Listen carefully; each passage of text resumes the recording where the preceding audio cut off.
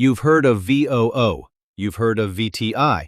You're pretty sure one of them is the right choice for your portfolio. But every time you try to figure out which one, you end up in a Reddit thread where half the people say just buy VOO and the other half say just buy VTI, and nobody actually explains why. So let's end this today. In the next 10 minutes, I'm going to show you exactly what's different between these two ETFs, what the real performance numbers look like over 10 years, and most importantly, a simple 3-question framework that tells you exactly which one belongs in your portfolio. No fluff.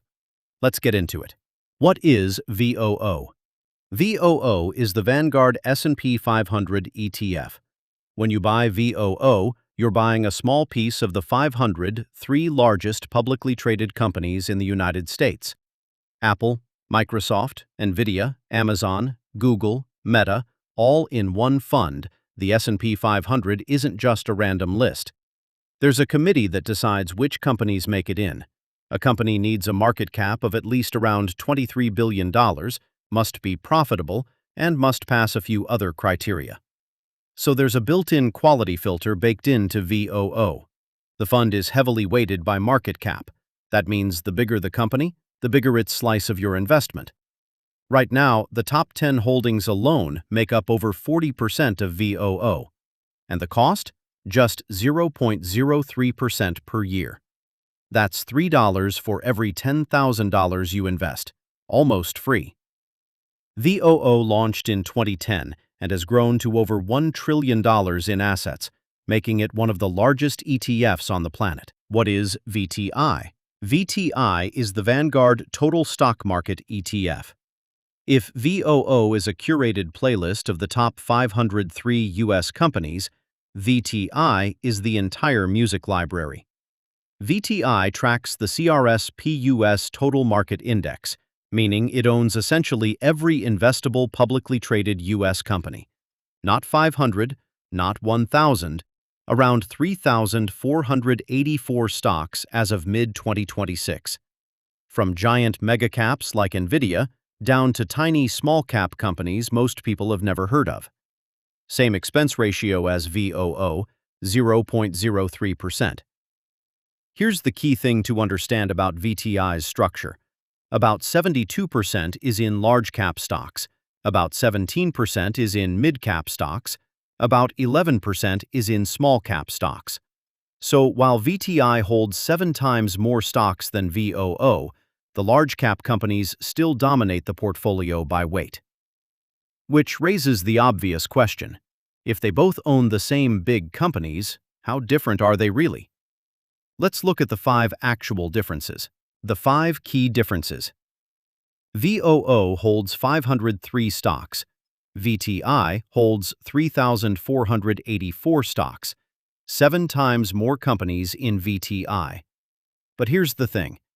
The S&P 500 stocks that are inside VOO make up about 82% of VTI's total weight, meaning the extra 3,000 companies in VTI only account for roughly 18% of your money.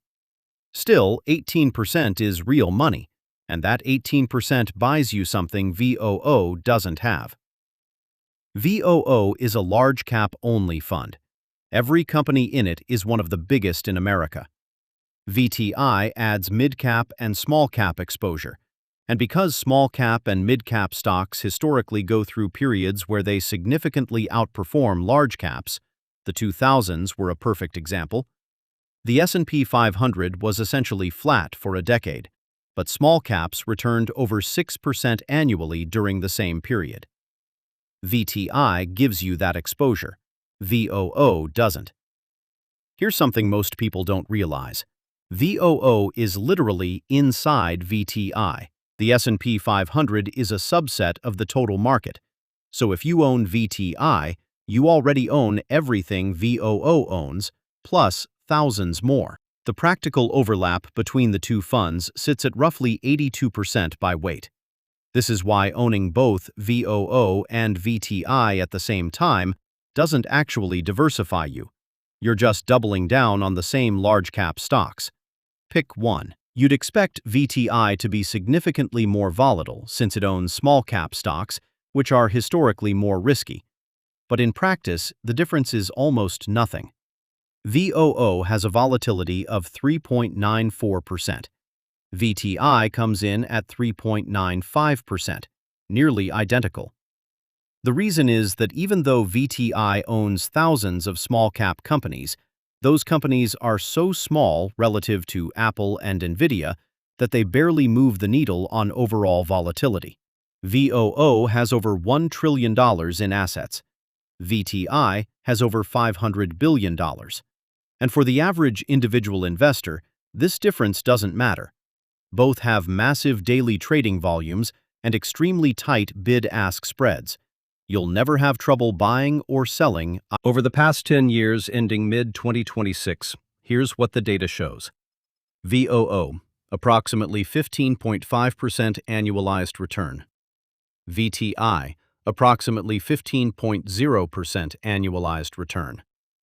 On a $10,000 investment, that 0.5% annual gap compounds to roughly a $1,900 difference over 10 years. VOO wins, but not by much. Now here's the important context.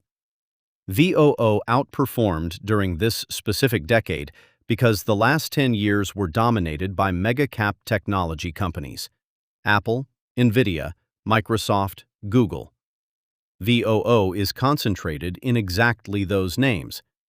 In the 2000s, it was the opposite.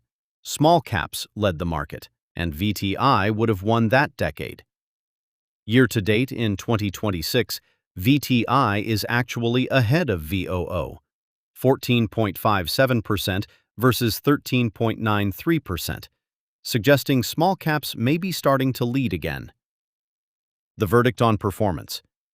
VOO has a slight edge over the last 10 years, but the gap is small enough that long-term it essentially doesn't matter which one you pick, as long as you pick one and stay consistent. Who should buy which?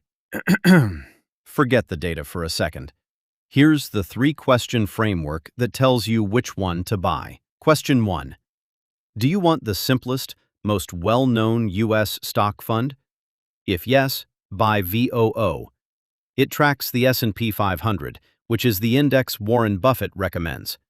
The one that's benchmarked in every financial news article. The one your friends talk about. It's simple, it's proven, and it's been the best-performing major index over the last decade. Question 2. Do you want exposure to the entire U.S. market, including small and mid-cap companies that could outperform in the future? If yes, buy VTI. You're betting that the full breadth of the U.S. economy will serve you better over time than just the 500 largest companies. This is the academically supported total market approach, championed by John Bogle himself, the founder of Vanguard. Question 3. Are you in a 401k or employer plan where only one is available? Then buy whichever one is offered. They are close enough that the choice between them will matter far less than your contribution rate, your investment timeline, and your ability to not panic sell during a crash. Buy VOO if you want pure S&P 500 exposure.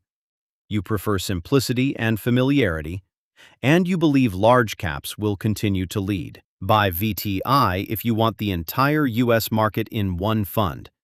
You want small and mid-cap exposure without a separate ETF, and you prefer the own everything philosophy. The verdict.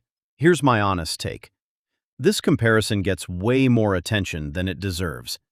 VOO and VTI are so similar that the choice between them will not make or break your retirement. They share 82% of their holdings by weight. Their expense ratios are identical.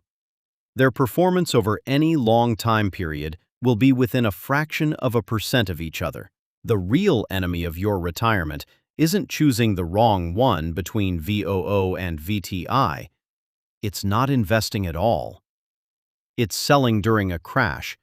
It's chasing last year's top-performing sector ETF and paying 0.75% in fees. If you're picking between these two, you've already made the right decision. You're investing in low-cost, diversified index funds, You are ahead of 90% of retail investors. Pick the one that makes sense for your situation. Set up automatic contributions and let compound interest do the work. Over 20 or 30 years, both are correct. Pick one.